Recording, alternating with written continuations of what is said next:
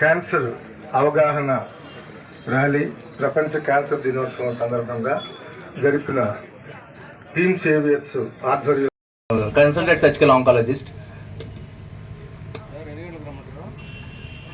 అందరికీ నమస్కారం అండి. స్టేజ్ మీద ఉన్న ప్రముఖులందరికీ నమస్కారం. ఇంత పెద్ద క్యాన్సర్ అవేర్నెస్ ప్రోగ్రామ్ కండక్ట్ చేయడం ఎంత కావాలో అనేది చాలా గొప్ప విషయం. యాక్చువల్లీ ఇది జరగాలి. ఒకరోజు నేను ఒక క్యాన్సర్ అవేర్నెస్ ప్రోగ్రామ్కి వెళ్ళినప్పుడు అక్కడ ఒక టీచర్ చెప్పారు, ఈ క్యాన్సర్ అవగాహన ప్రోగ్రాము ఒక ముఖ్య ఉద్దేశం ఏంటంటే ఇలాంటి అవగాహన ప్రోగ్రాంలు ఇంకా జరగకూడదు. అందరూ అవగాహన వచ్చి తెలిసి దానికి తగ్గట్టు చర్యలు తీసుకోవడం మొదలు పెట్టాలి. అండ్ ముందు ముందు ఇలాంటి అవగాహన సదస్సులు జరగకూడదు అనేదే ఈ అవగాహన సదస్సు యొక్క ముఖ్య ఉద్దేశం. సో అండ్ ఆ మాటలు చాలా గొప్పగా అనిపించాయి. అది 100% అది చాలా నిజం కూడా. నేను ఎక్కువ టైం తీసుకోను, 2 నిమిషాల్లో ముగిచ్చేస్తాను. సో క్యాన్సర్ మొదటి స్టేజుల్లో అసలు మనకి తెలియదు సార్. మొదటి స్టేజుల్లో మనకి ఎటువంటి సిమ్టమ్స్ ఉండవు.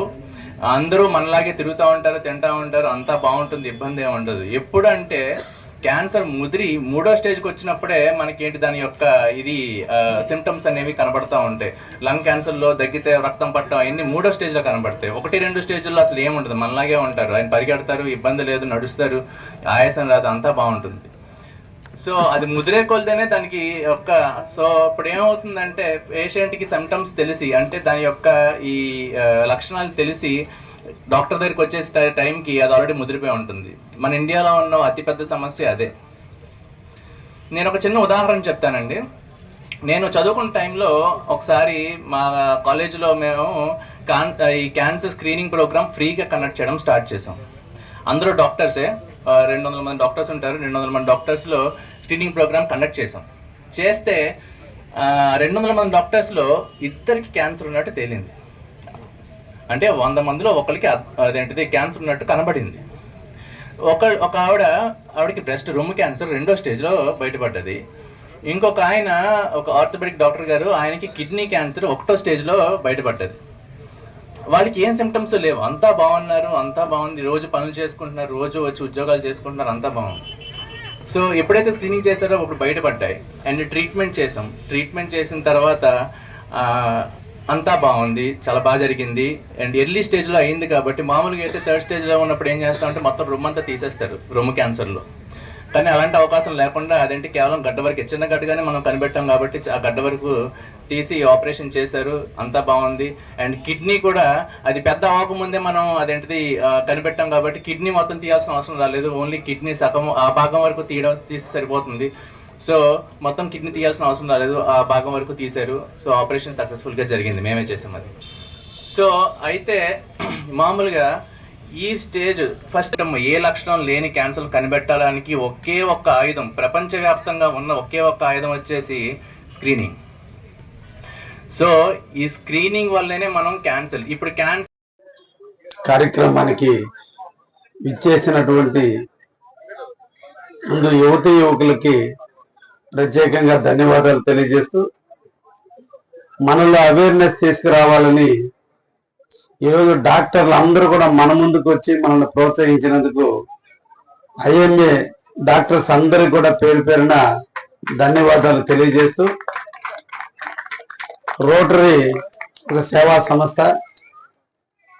కావలి రోటరీ అనగానే ఒక ఇన్నోవేటివ్ ఐడియాస్తో, కొత్త విధి విధానాలతో కావలికి సేవ చేస్తున్నటువంటి రోటరీ సంస్థకు సంబంధించినటువంటి అందరికీ కూడా ధన్యవాదాలు తెలియజేస్తూ, కావలి రెడ్ క్రాస్ చెప్పనవసరం లేదు, రాష్ట్రంలో మెడల్ వస్తే ఒకటి కావలికి గ్యారంటీగా ఉంటుంది. అంతటి ఉన్నతమైన విలువలతో కావలి రెడ్ క్రాస్ని పెంచినటువంటి అందరికి కూడా ధన్యవాదాలు తెలియజేస్తూ, మనందరినీ ఒక తాటి మీద తీసుకొచ్చి యువకుడైనటువంటి టీమ్ సేవర్స్ అధినేత ప్రణీత్ని ప్రత్యేకంగా అభినందిస్తూ, చిన్న వయసులోనే భావాలని పులికిపుచ్చుకుని సమాజానికి సేవ చేయాలనే ఒక తలంపుతో నిరంతరం కూడా ప్రతి కార్యక్రమంలో పనిచేస్తూ తనతో పాటు తన టీంలన్నింటినీ కూడా ముందుకు తీసుకొస్తున్నటువంటి టీమ్ సేవర్స్ కూడా ప్రత్యేకంగా ధన్యవాదాలు తెలియజేస్తూ, ఇటువంటి సంస్థలు కావలిలో ఉండటం, కావలి ఎమ్మెల్యేగా నేను చాలా గర్వపడుతున్నా. మీ అందరి ఆధ్వర్యంలో కావలి ఇంకా అభివృద్ధి చెందుతుంది. అందరూ కలిస్తేనే విజయం.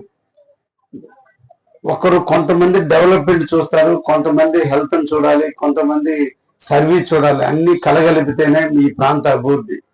ఈ రోజున ఎంతో సేవా సంస్థలు కావాలని ఒడిసి పట్టుకుని ఈ రోజు కావలి అభివృద్ధి కోసం అందరూ కూడా పనిచేస్తున్నారు.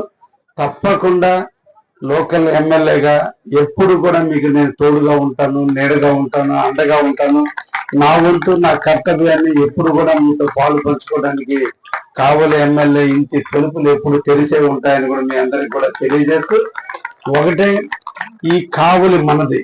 నేను అందుకని ఎమ్మెల్యే అయిన తర్వాత మొట్టమొదటి నేను పెట్టినటువంటిది ఈ దేశం మనది, ఈ కావలి మనది. అందుకని జెండా నీడన బతుకుతున్నాం అనే దానికి జాతీయ జెండాను ఆవిష్కరిస్తూ మన కావలిని ప్రేమిద్దామని అనే దానికి నిదర్శనంగా ఈ లవ్ కావాలనేటువంటి ఒక సెల్ఫీ పాయింట్ తో నా రాజకీయ జీవితాన్ని ప్రారంభించాను. అంటే మన అందరిలో కూడా భావాలు, మాతృభూమి, మా తల్లిని ఎంత ప్రేమించాలో అంత విధంగా మనం జన్మించిన మన ప్రాంతాన్ని కూడా అభిమానించాలి, ఆరాధించాలి, గౌరవించాలి. మన కావలిని మనం బాగు చేసుకోవాలి.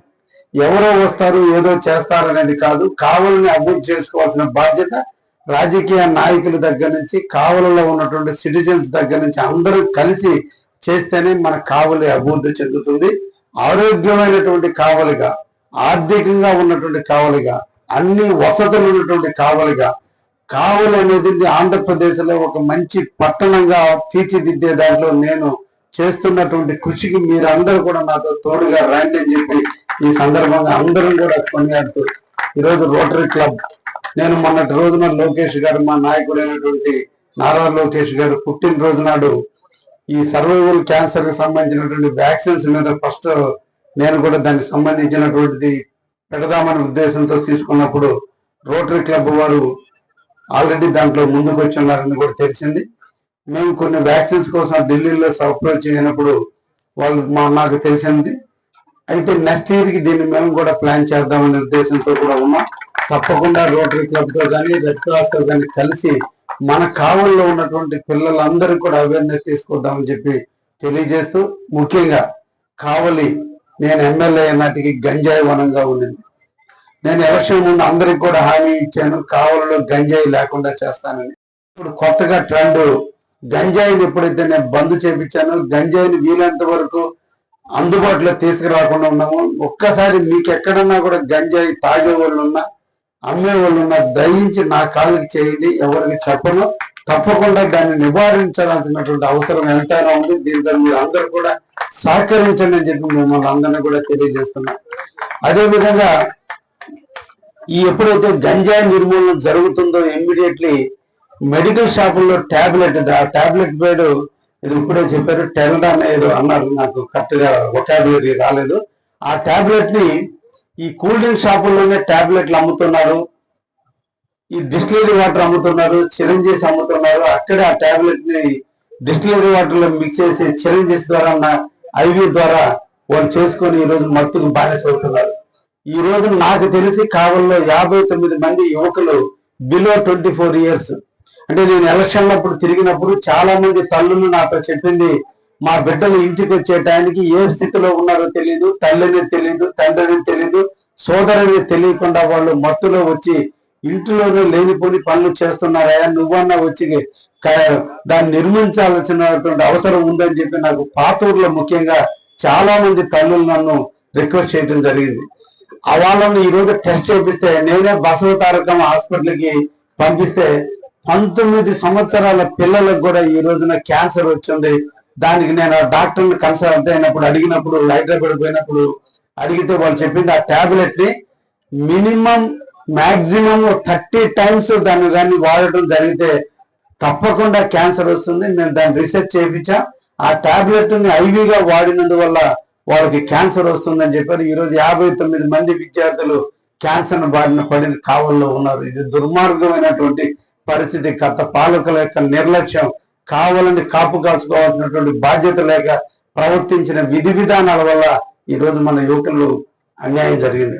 అందుకని మన అందరం కూడా తప్పకుండా కావాలలో క్యాన్సర్ నిర్మూలన కోసం పనిచేద్దామని చెప్పి అందరం కూడా తెలియజేస్తూ, అందరం కూడా ఈరోజు ఇటువంటి అవేర్నెస్ క్యాంపులు మీరు అందరూ కూడా 6 నెలలకు ఒకసారి లేదా 3 నెలలకు ఒకసారి కండక్ట్ చేయండి. అందరం పాల్గొందాం. ఇంకా ఎక్కువ మందిని పాల్గొనేటట్టు నేను కూడా బాధ్యత తీసుకుంటాను. ఎందుకంటే ఆరోగ్యమే మహాభాగ్యం. ప్రకృతి మనకు 100 సంవత్సరాలు జీవించాలని మనకు తల్లిదండ్రులు జన్మనిస్తే, ఏదో ఒక కారణాల వల్ల మనకు తల్లిదండ్రులు ప్రసాదించిన మన జన్మని మనకై మనమే చేతులారా అతి తొందరలోనే చనిపోయేటట్టు చేసుకోవడం అనేది కర్తవ్యం కాదు. మనకి దేవుడు జన్మనిచ్చాడు, తల్లి తపనతో మనకు బిడ్డనిచ్చింది, తండ్రి మన నుదుటి రాతను రాసి మనం పెంచుతున్నాడు. కానీ మనం ఈ రోజున వాళ్ళు ఇచ్చినటువంటి ప్రసాదాన్ని మనం దుర్వినియోగం చేసి మనం అతి చిన్న వయసులోనే మన ప్రాణాలను కోల్పోయే విధంగా చేస్తున్నటువంటి క్యాన్సర్ మహమ్మారి నుంచి మన అందరం కాపాడే విధంగా, కావలలో క్యాన్సర్ లేని కావలుగా తీర్చిదిద్దే విధంగా అందరం కలిసి పనిచేద్దామని ఈ సందర్భంగా ముఖ్యంగా కావలకు సంబంధించిన IMA డాక్టర్ని పేరు పేరున అభినందిస్తున్నా. మీ యూనిటీ, మీ ఎబిలిటీ, మీ పెర్ఫార్మెన్స్, మీ కమ్యూనికేషన్ మీరందరూ కూడా కలిసి పోయినసారి డాక్టర్స్ డే నాడు 1200 మంది బ్లడ్ క్యాంపుని నిర్వహించి ఈ రోజు కావాలి అనగానే ఫస్ట్ గుర్తొచ్చేది రక్తం కావాలంటే గుర్తొచ్చేది కావాలి. అంతటి విధంగా రెడ్ క్రాస్ కావచ్చు, డాక్టర్లు కావచ్చు, టీమ్ సేవర్స్ కావచ్చు, రోటరీ కావచ్చు, అందరం కూడా ఈ రోజు ముందుకు పోతున్నందుకు అందరూ కూడా చేతులెత్తి నమస్కరిస్తూ ధన్యవాదాలు.